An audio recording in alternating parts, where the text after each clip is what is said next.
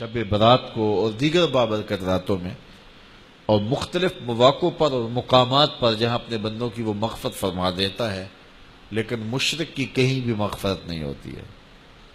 مقدس جگہ پہ چلا جائے اور خوبصورت لحظات کے اندر وہ حاضر ہو، لیکن اس کی مغفرت نہیں ہے، اس لیے کہ شرک رکاوٹ ہے مغفرت کے راستے میں۔ دوسری بات، کینہ پروری، بغض، دشمنی، گندے اور میلے سینے والے اللہ کو پسند نہیں ہے۔ دل علائشوں سے پاک ہو، بالخصوص نفرتوں سے اور کدورتوں سے، اور بغض اور اناد کی بھڑکتی ہوئی آگ اس کے سینے میں روشن نہ ہو۔ تیسرا شخص قاطع رحم ہے، جو رشتہ داریوں کو توڑتا ہے۔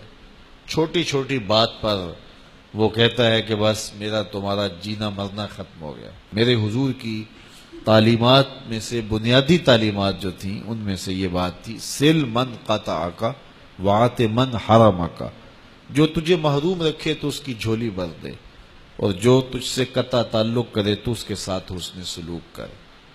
تو قطع تعلق ہی کرنے سے منع کیا گیا، روکا گیا، تو حسن سلوک کرنے کی تلقین کی گئی۔ ہاں کچھ لوگ ایسے ہوتے ہیں کہ جن کی شر حد سے زیادہ بڑی ہوتی ہیں، ان سے تعلقات محدود کر دیے جائیں، ان کے ساتھ ملاقات کم کر دی جائے، لیکن یہ مطلب نہیں ہے کہ ان کے ساتھ تعلق بالکل توڑ لیا جائے۔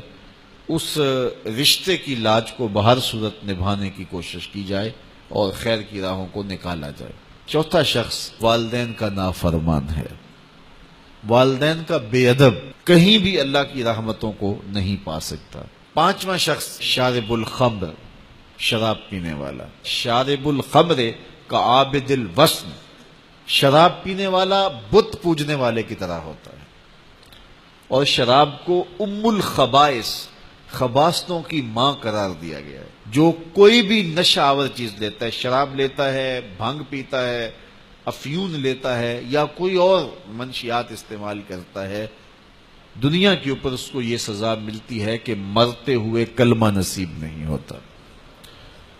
تو جس کو مرتے ہوئے کلمہ ہی نصیب نہ ہوا تو اس کے پلے باقی بچا کیا؟ تو شراب پینے والا ایسی بابرکت راتوں کے دامن میں بھی محروم رہتا ہے، الا یہ کہ وہ توبہ کر لے۔ اور چھٹا شخص تکبر کی وجہ سے اپنے تہ بند کو اپنے ٹخنوں سے نیچے لٹکانے والا، کہ جب چلتا ہے تو وہ تہ بند کو گھسیٹ کے چلتا ہے۔ تکبر کی وجہ سے اگر وہ ایسا کرے تو اللہ تعالیٰ جل شانہ اس پر نظر رحمت نہیں فرماتا، چونکہ تکبر اللہ کی شان ہے۔ ایک رائی کے دانے کے برابر بھی تکبر کسی کے اندر وہ پسند نہیں کرتا۔ اور دوسری بات میں آپ کو بتاؤں کہ اس دنیا کے اوپر سب سے پہلا جو جرم ہوا وہ تکبر کا جرم تھا۔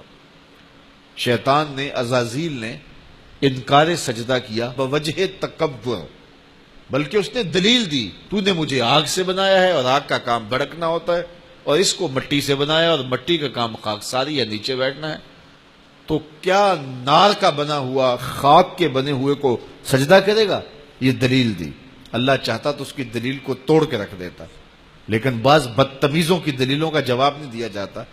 اللہ نے کہا فخرج، نکل جا میرے دربار سے، اور قیامت تک تو راندہ درگاہ ہے، اور پھر جہنم میں تجھے رسوا کر کے ڈالا جائے گا۔ وہ یہ گوارا نہیں کرتا کہ کوئی تکبر کرے۔ اپنی زندگی میں عجز پیدا کیجئے، انکساری پیدا کیجئے۔ تو 6 اشخاص وہ بد نصیب ہیں جن کو لیلۃ البرات اور اس قبیل کی جو بابرکت راتیں ہیں، یا جو حسین جگہیں ہیں، کعبۃ اللہ ہے، بیت اللہ ہے، اور بابرکت جگہیں ہیں، قبولیت کے اوقات ہیں، سحری کے لمحے ہیں، ان بابرکت گھڑیوں کے اندر بھی یہ لوگ محروم رہ جاتے ہیں۔ تو یہ 6 اشخاص، اور ایک روایت میں چغل خور کا ذکر بھی آتا ہے۔